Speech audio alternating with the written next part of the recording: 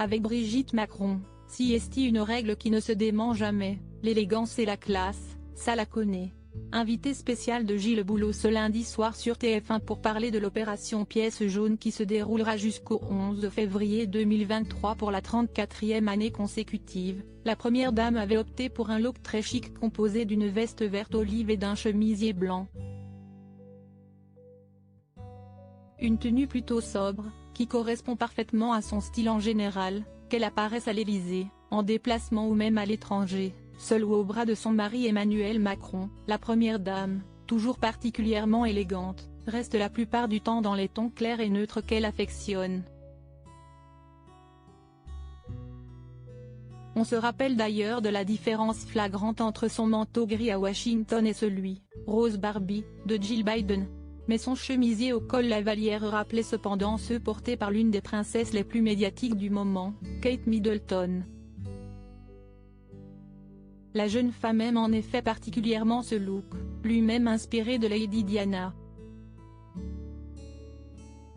Et elle le porte dès qu'elle le peut, entre les robes, les chemisiers ou les blouses.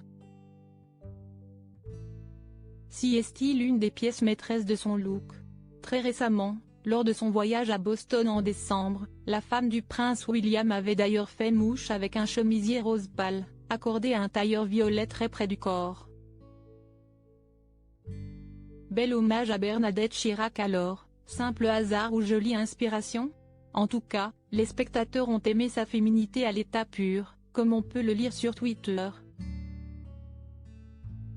Mais aussi son hommage à Bernadette Chirac, longtemps engagée pour cette cause des pièces jaunes. Si vous le permettez, je voudrais souhaiter une bonne année à tous les Français parce que je n'ai pas pu le faire. Et j'ai une pensée toute particulière ce soir pour Madame Chirac, à qui je souhaite également une bonne année, et que je remercie pour ce qu'elle a fait pour les pièces jaunes, a-t-elle lancé, un peu émue, au journaliste Demblé. Une interview qui a dû se faire en léger différé. En effet, le soir même, Brigitte Macron a parfaitement tenu son rôle de première dame à l'Élysée, devant le premier ministre japonais Fumio Kishida en visite pour quelques jours à Paris.